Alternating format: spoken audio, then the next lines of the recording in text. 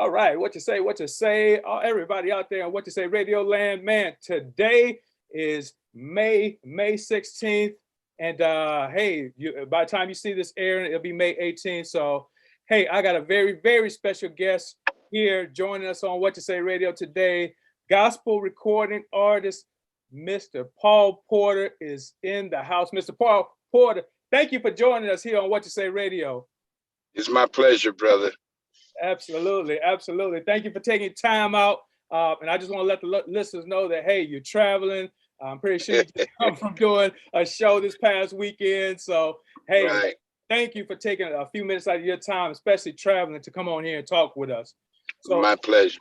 Let's jump right into it, Mr. Porter. You've been in this music business for 40 plus years. Can you tell our listeners when you started singing, when you knew you were singing was what you wanted to do?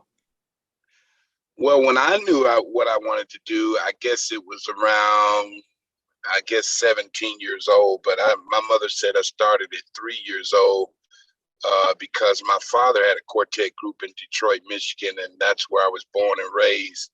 And I would just be barefooted in my little shorts, watching him sing and mimicking him.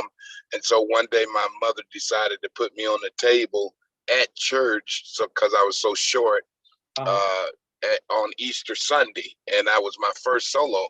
So I started doing solos from 3 to 9 years old, and then my daddy did just like the Jackson 5, which we were in Detroit and we were seeing all of that stuff. He said it's time for you to get with your brothers and get in the group. Okay. And so I just, by me singing high top, I just went straight to the middle, to the back of the group. And he said, no, you're going to be the lead singer. He put me out front. So from 9 to 16 or 17, I would start leading with that group, and we were pretty successful in a region. And so by my daddy retiring from building cars in the automotive city, Detroit was the motor city, we relocated to Mississippi, and that's when my career really started to jump off. Okay. All right. Thank you for sharing that background with us. Now, you were originally born in Detroit. What was it like growing up in Detroit? Oh my God! If you didn't have a place of mental where you could stabilize as a child, man, it was just very. You saw so much violence and stuff like that at an early age. We could be sitting on our porch any given day and see somebody, get killed or beat up or anything like that. So we thought that was a way of life, and it really didn't damage us because we were just outside loving to play and all of that. So growing up in Detroit, it had 3 different things. We had the violence that really my father taught us how to just deal with that.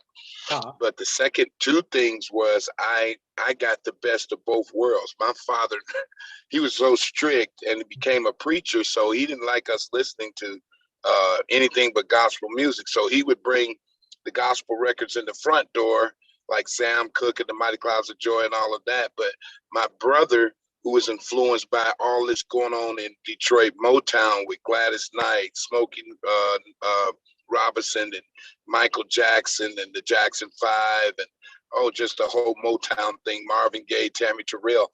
He was bringing in, when he got his first job, he was older, he was bringing in the other records from the back door. And so when Daddy would go to work, we'd listen to that, and then we'd listen to the gospel when Daddy would come home. So it was giving me education at a young age, not knowing that it was grooming me to be a producer, songwriter, and all of that. Okay, man. Thank you again for sharing that background of Detroit, because you see, well, from the outside looking in, you see a lot of movies, Motown, the Temptations, the whole Motown sound, and how rough it was up there in Detroit. So I definitely thank you for sharing that part of your story with us. Also, I want to ask you about a group, the Christianaires. You in that group. Could you talk a little bit about the Christianaires and how y'all got started?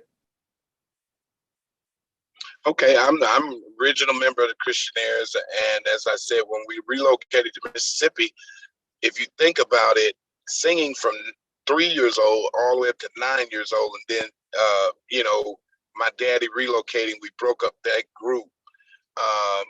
We relocated to Mississippi, And I was like, I felt like I had been on tour for all my life, which I had really done it professionally and got paid for it. So I was telling my brother, I said, I don't want to sing no more. I'm tired. I've been doing this since I was 9 years old. Now I'm 17. I want to live my life.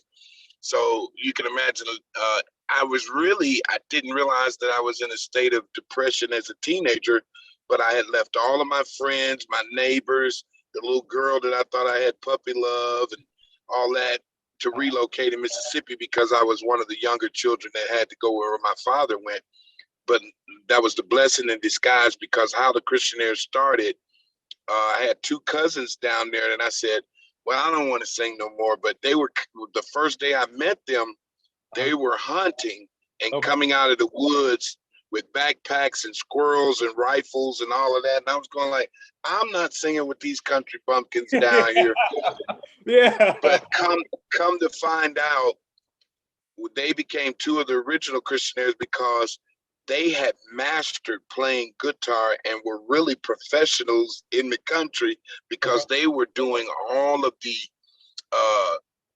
R&B clubs and things of that nature. They were older than me. They were my cousins, Ronald and Arnold. They were twins. Okay. And so my older brother, Tyrone Porter, relocated to Mississippi too once we relocated. And he said, hey, man, let's start a group. I said, no, I'm not going to do this.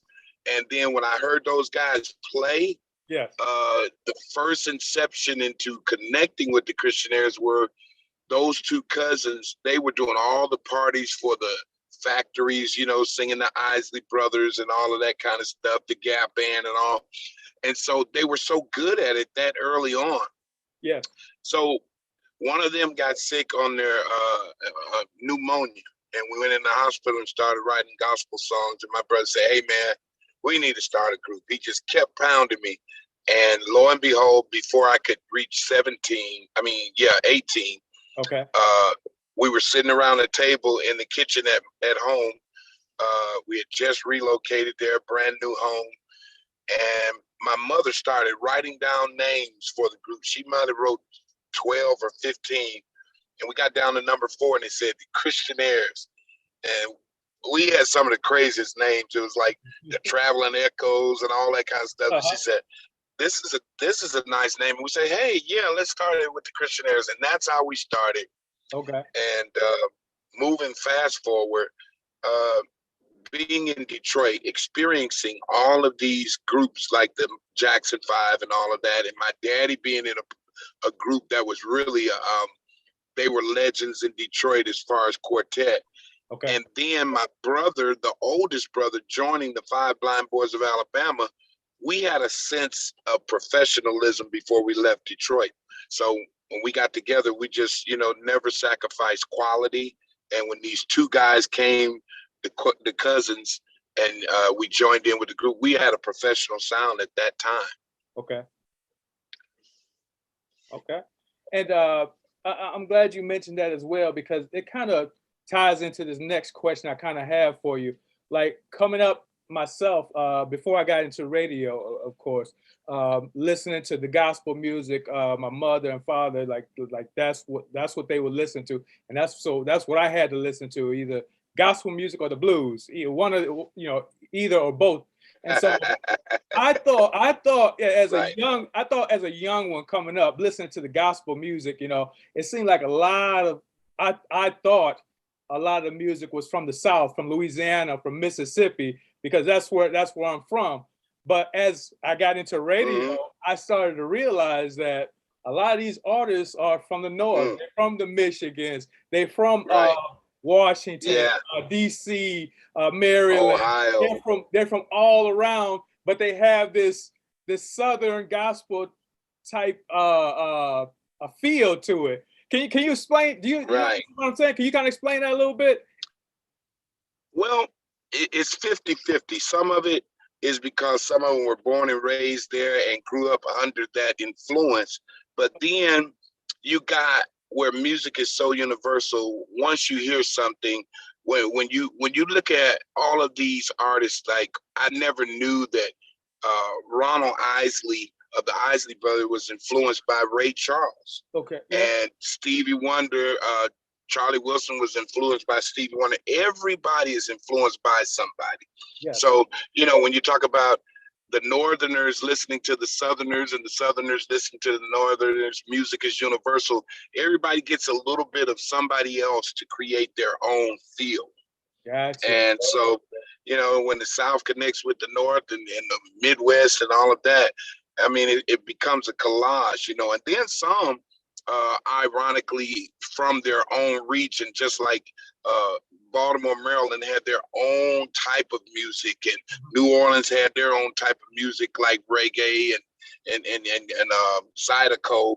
Yeah. So it's just several different ways that music is so a large, you know, mechanism that, you know, just so many ways that I think music comes together and gives you the style that you get.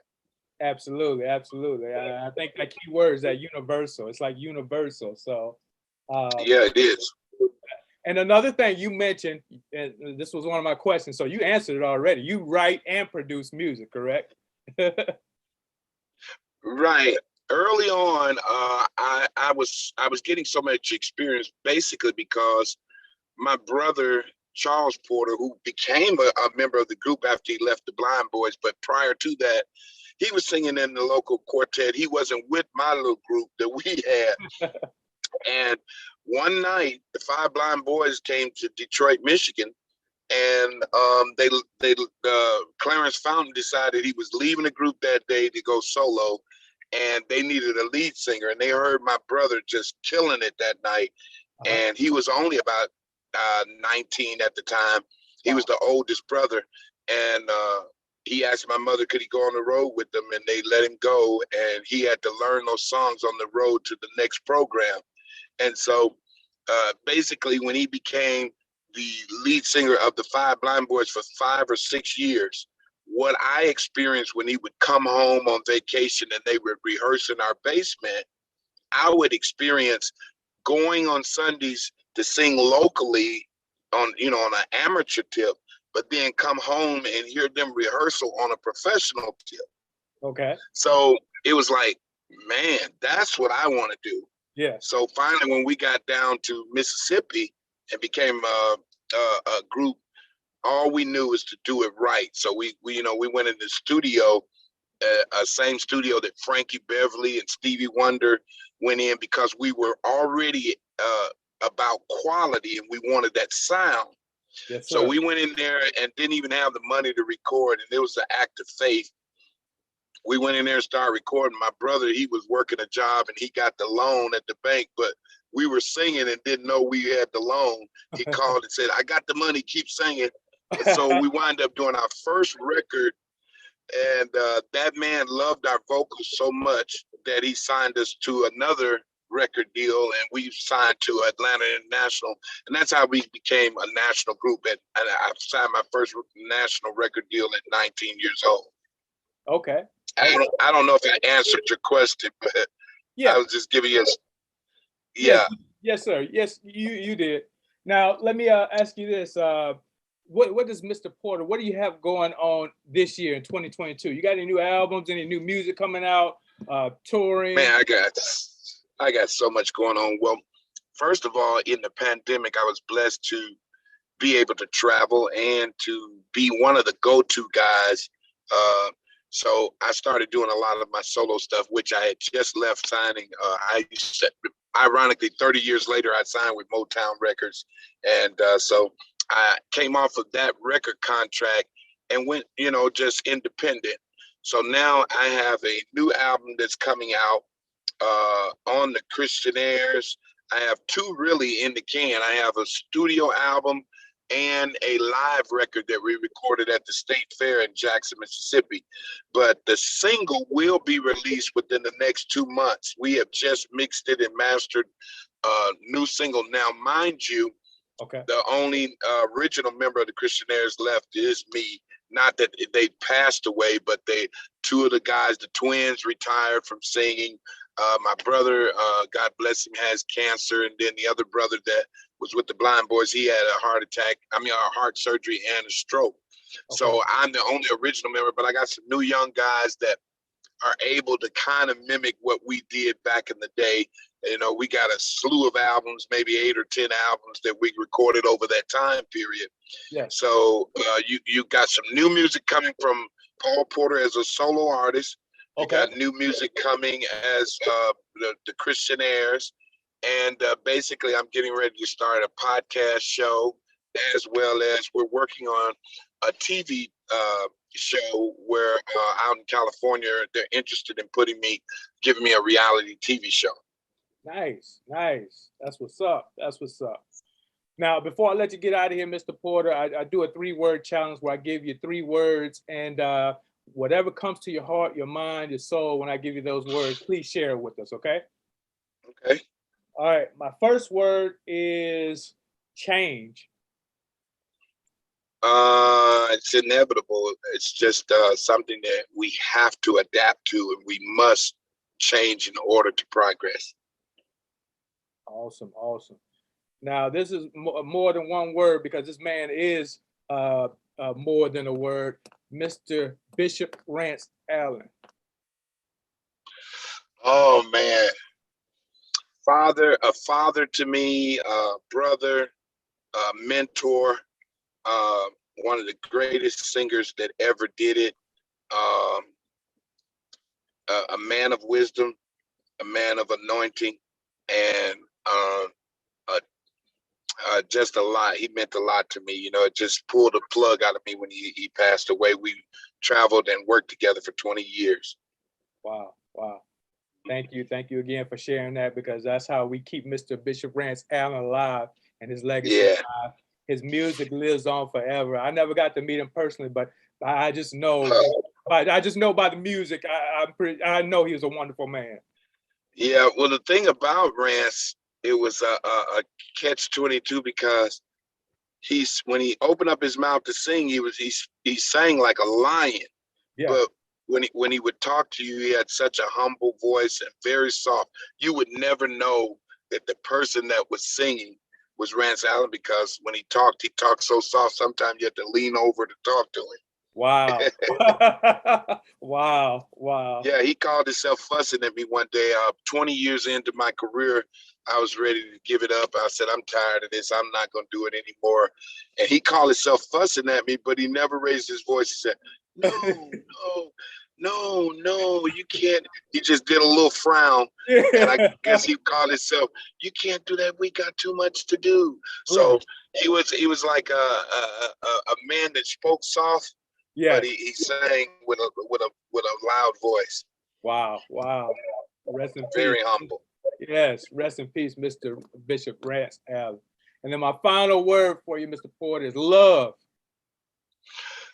Love begets love, and love is universal. Love is what the world needs today because of what we look at when we saw during the pandemic. We had so much racial violence with the man that put the knee on the neck of the young man. Also, when we saw the pandemic with the COVID, I mean, it was a time where people needed to embrace one another and show love. So at the end of the day, man, love is what the world needs, man. Love is in need of love. Yes. Amen to that. Now, where can our listeners, supporters, where can they go and purchase Paul Porter music? You can go to porterboyentertainment.com, or more so, the easiest way is just to go to my Facebook page that says Paul Porter, not the official Paul Porter. That's another page. But if you see the page where it just says Paul Porter, you'll find everything. It links you to my Instagram, everything like that, and my booking agent. And you can find out all the things that I'm doing, my travels and all of that. So go to Facebook, Paul Porter, and you'll get a lot of vital information on me. Awesome. Y'all heard it here. Go to Paul Porter Facebook page to get all the information, all things happening, Mr. Paul Porter. Hey, Mr. Porter, again, I want to thank you for taking your time out traveling to come on here and speak with our listeners. God bless you. Keep you safe. safe travels. Hopefully you get to your next destination safe and sound. Hope to have you back here in the future, and wish you the best of luck on all your endeavors in the future. You have anything you want to close out with? I just want to say it's a blessing to be on What You Say Radio. Thank you, Brother Knox. And if I can call you Mo. Yes, sir. Yes, sir. Yeah. Yes, sir. It was a pleasure because I feel like I wrote this song years ago that says, thank God for the radio angels. And at the end of the day, without you guys, there's no us, because you're an outlet that gets, music out to them.